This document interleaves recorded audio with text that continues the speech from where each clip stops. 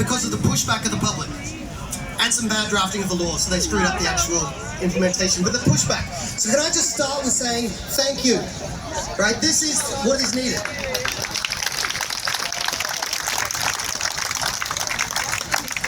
And also thanks to, I was looking for him and then I realized he's right here. Thank you to Malcolm for bringing this all together.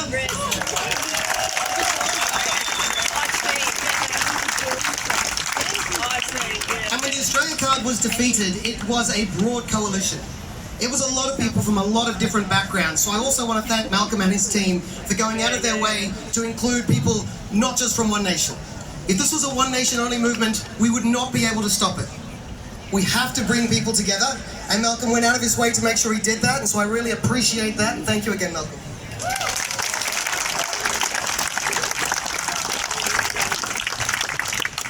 Now we have to bring people together in this movement if we want a chance to stop it.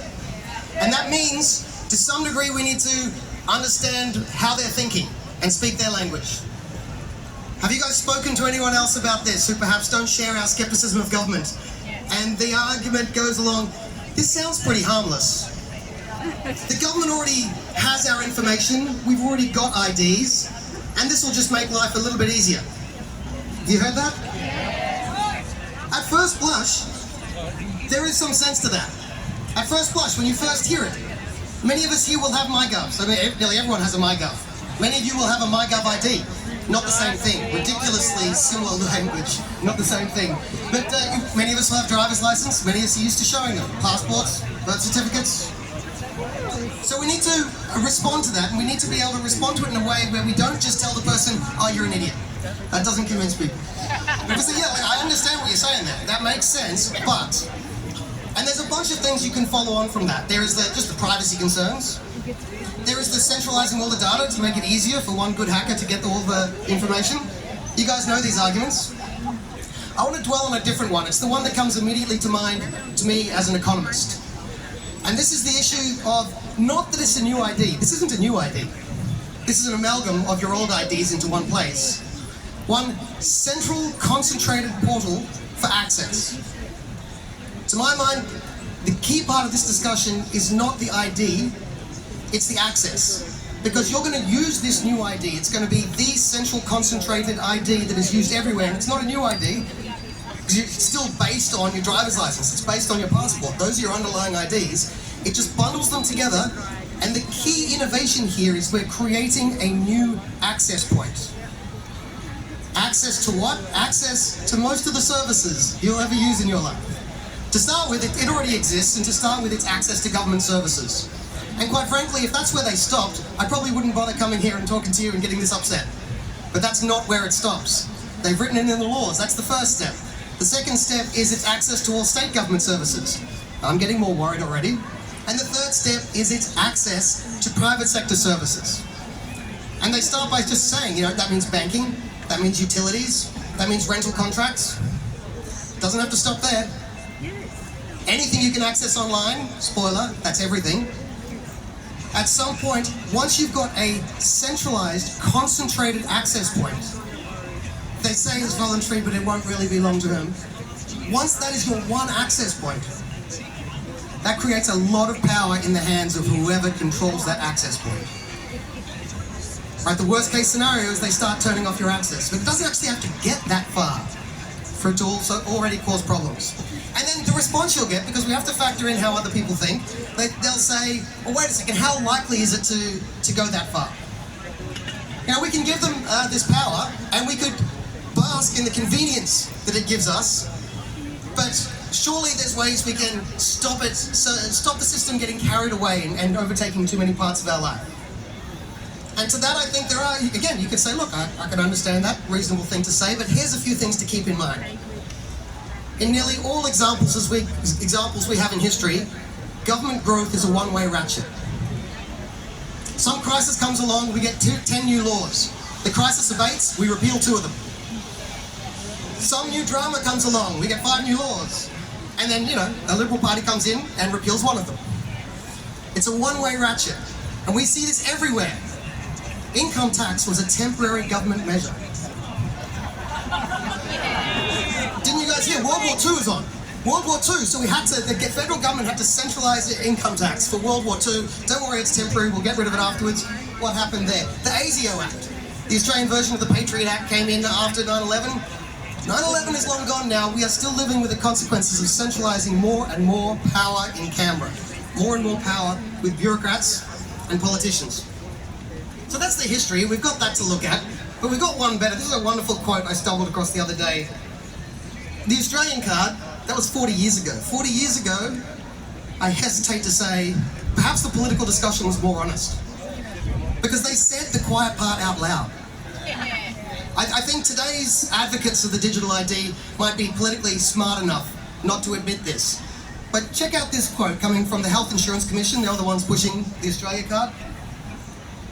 It will be, and they admit to this is in their report. This is not conspiracy theory, although conspiracy theories are batting 9 out of 10 lately, so you know, it could be. But this is no conspiracy theory, this is a direct quote from their report.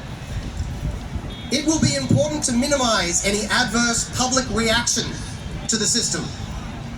Yeah.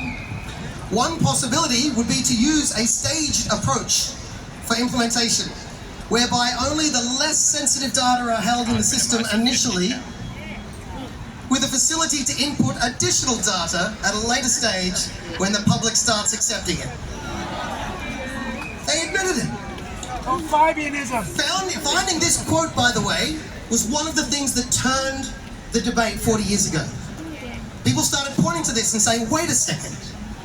They're introducing a certain amount of power. They say they'll only use it a little bit. They'll only use it when they really need to. But they're admitting that they'll just up the ante later, like they have with nearly every other piece of government power through history. So there's a good theoretical reason, and they basically admit it.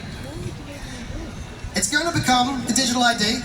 It's going to become unavoidable, even though they say it's voluntary. It's going to become unavoidable, and it'll be used for more and more things. And then you're going to have someone controlling that system. And whoever that controller is, the regulator, the federal regulator, is going to have an ungodly amount of power. At that, well, I mean, it's easier to escape Google than it is to escape the federal government. So, I mean, I'm not a fan of Google, but this is something more dangerous. All right, the federal government has far more guns than Google, and the legal right to use them. But anyway, as I was going to say, this is, once it becomes effectively unavoidable and used for everything as an access point. My point here is not about the ID, it's the access point issue. Once that happens, there will be an ungodly amount of power. And then we've got a couple of options. We can hope and pray in the benevolence and wisdom of all future politicians. We can get those politicians, the second one is the one they're doing, right? Because implicitly they admit that this is a lot of power they've got now, a lot of power. And they say, well, these benevolent politicians can write their own safeguards to promise that all future politicians will follow those safeguards. Look, it's better to have safeguards than not have safeguards, but let's be honest, it's not going to stop. It's not going to stop the use and abuse of this data. It's not going to stop the use and abuse of their access power. So it's better to have safeguards than not. But history has taught us this crystal clear. There is only one way to maintain our safety from this sort of power, and that is not to centralise the power in the first place.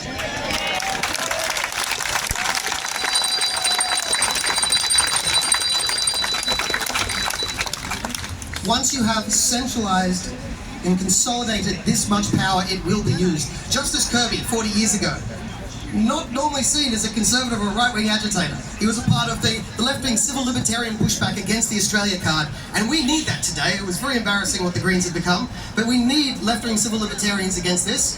He was one 40 years ago. He pointed out, you give this amount of power to government, at some stage, someone's going to want to use it. Of course they're going to want to use it. The only way to stay safe from that is to ensure you do not centralise power. Centralisation of power is the liberty killer. And we need to avoid that at all costs. So, thank you. Thank you for that one, Lee. Appreciate it. Look, that basically brings us to the end of what I came here to say. The issue here is, what do we do next? Where do we go forward? Jim had some ideas. The thing is, we do need to bring more people together.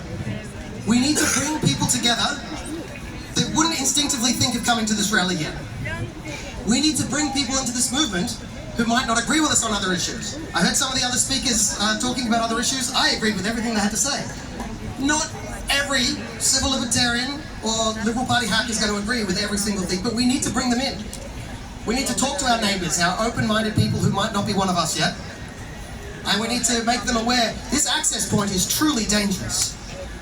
And the only option is to trust in the benevolence of politicians or not give them this much power. Can you join me in fighting back against this much power? Let's go out and get more people on our side. Thank you all very much.